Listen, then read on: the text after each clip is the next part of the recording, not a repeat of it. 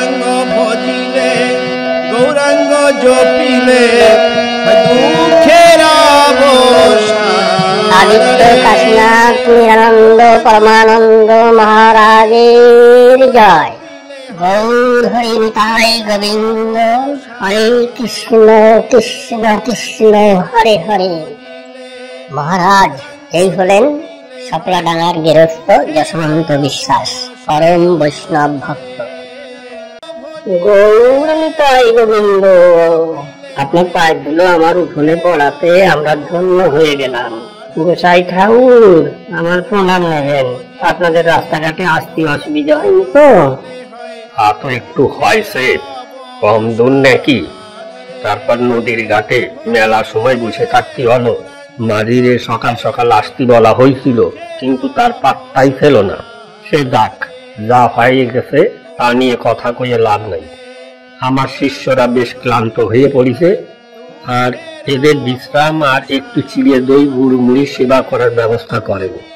হ্যাঁ, আর একটা কথা, দুপুরের গোবিন্দ সেবার জন্য ভোগ প্রসাদ আমি নিজে হাতে পাক করব। আমারে সেই পাকের জায়গার ব্যবস্থা করে দেবেন। গোবিন্দরে সেবা করানোর পর আমি এবং আমার শিষ্যরা সেবা করবে, তারপরে আপনারা বাড়ির সবাই সেবা করবেন। ঠিক আছে? আচ্ছা আচ্ছা গোসাই ঠাকুর, ব্যবস্থা করে দিচ্ছি। এখন আপনাদের বিশ্রামের জায়গায় নিয়ে যাই, সেখানে শিবে দই সেবা করেন, তারপরে আমি আপনাদের ভোগ পাক করার জায়গা নিয়ে যাবানি। আসেন আসেন, আমার সঙ্গে আসেন।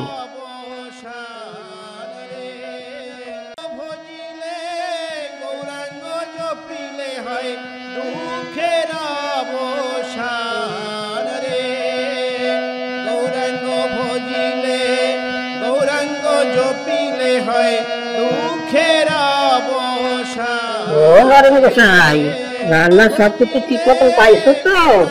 এইদিকে তো আদিত্য মহারাজ আইছেন, দেশ বিদেশ বিখ্যাত বৈষ্ণব পণ্ডিত গোসাই। উনি নিজের হাতে পাক করে গোবিন্দ সেবা করবেন, তাই ওনারে একটু জায়গা ওরে দিতে হবে, বুঝছো? কিন্তু কোন জায়গায় রান্না করার জায়গা দিই বলো তো? আমি একজন নিষ্ঠাবান বৈষ্ণব।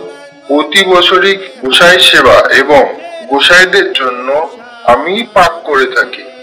এতদিন যত বৈষ্ণব এখানে আইছে সবাই সেই অন্ন সেবা করেছে। যাই হোক, তিনি যখন দেশ বিদেশ ভ্রমণ করা বৈষ্ণব, ওই সামনে যে ফাঁকা জায়গা আছে ওই জায়গায় পাক করতে বলবেন।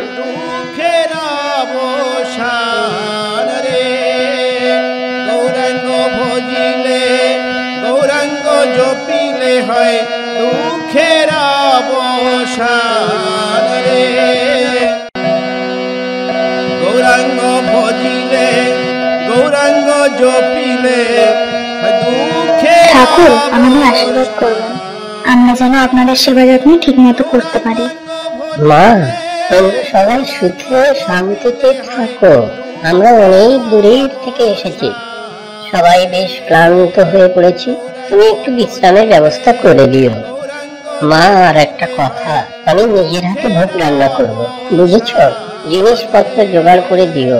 ভোগ রান্না করা হয়ে গেলে রাধা গোবিন্দকে ভোগ দিয়ে তারপরে আমি সেবা করব, তারপরে তোমরা প্রসাদ গ্রহণ করবা, কেমন? হ্যাঁ গোসাই ঠাকুর, আপনার জন্য ব্যবস্থা করে দিবানি।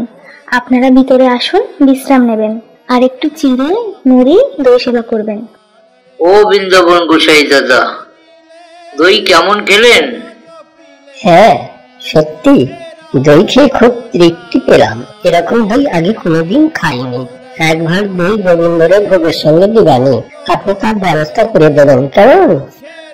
অন্নপূর্ণা মা নিজে হাতে দই বানাইছে, অনেক আছে, আমি এনে দিবানি।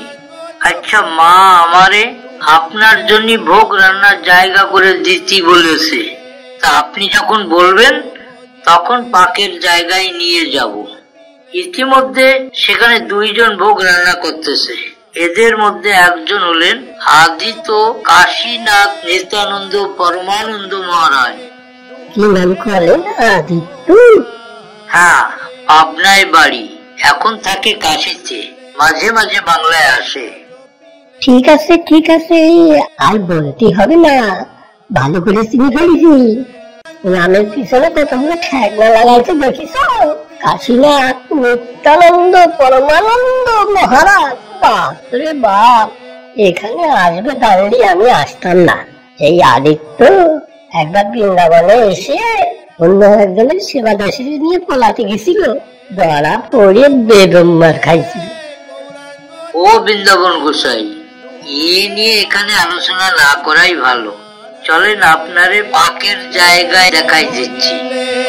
গৌরাঙ্গ জপিলে হয় দুঃখের অবসান। ও যশবন্ত, ও অন্নপূর্ণা, গোসাইরা সেবা করতেছে, তোমাদের ডাকতেছে ওদের প্রসাদ নেওয়ার জন্য। ও অন্নপূর্ণা, চলো আমরা গোবিন্দর ভোগ প্রসাদ গ্রহণ করে আসি। আপনারা সকলে আদিত্য কাশীনাথ নিত্যানন্দ পরমানন্দ মহারাজের প্রসাদ গ্রহণ করুন। গৌরাঙ্গ ভজিলে গৌরাঙ্গ জপিলে দুঃখের অবসান রে। গৌরাঙ্গ ভজিলে গৌরাঙ্গ জপিলে হয় দুঃখের অবসান রে। এবার আপনাদের সবাইকে শঙ্করানন্দ বৃন্দাবন কৃপা সিন্ধু বৈষ্ণব প্রসাদ পরিবেশন করবেন।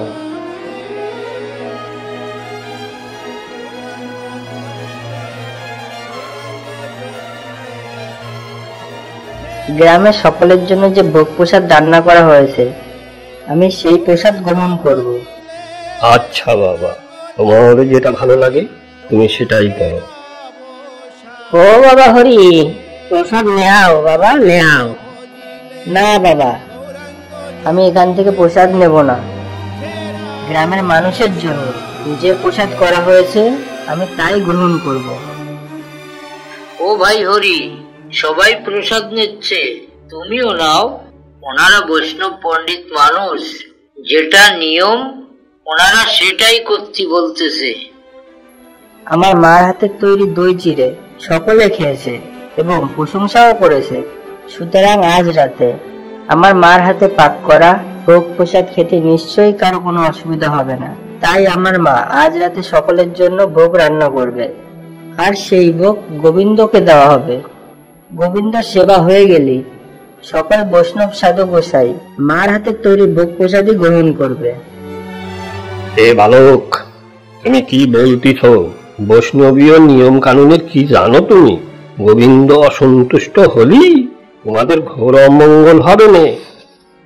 ও খোকা হরি, গোবিন্দর প্রসাদ নিয়ে ওরকম ছেলে মানুষই করলে বিপদ হতে পারে।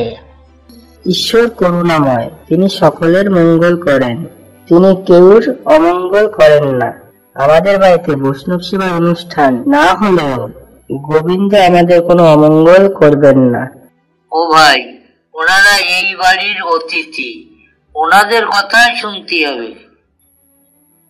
অতিথি আমার কাছে আদরণীয়।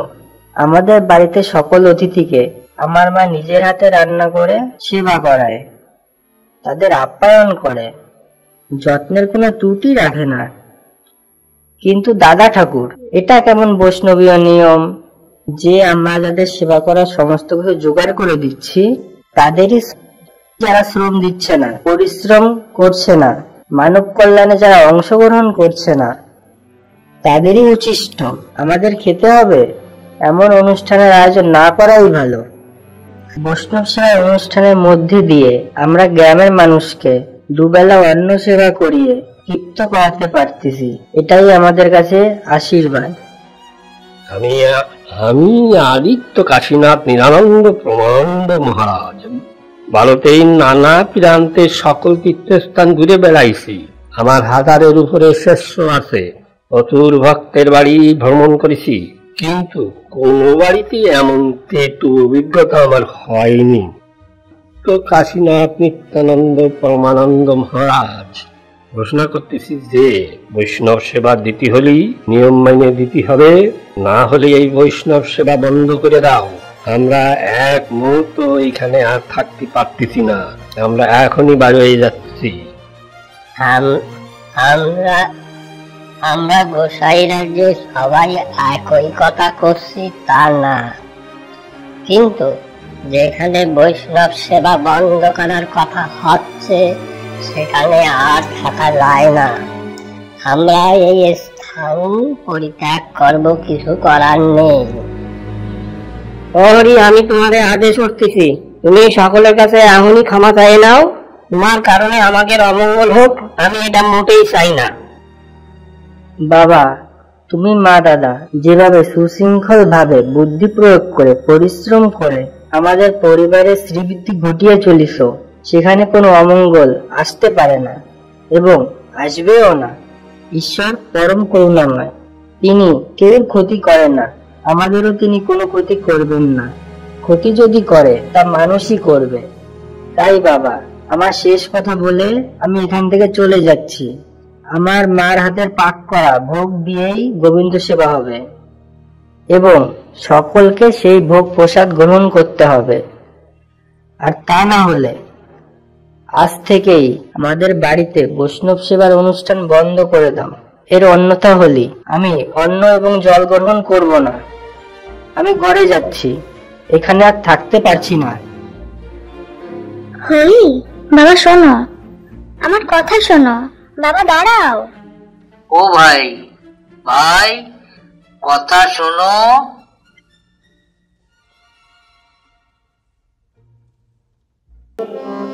হরিচাঁদ আসল হরি পূর্ণানন্দ হরি, হরিচাঁদ আসল হরি পূর্ণানন্দ হরি, হরিচাঁদ আসল হরি পূর্ণানন্দ হরি।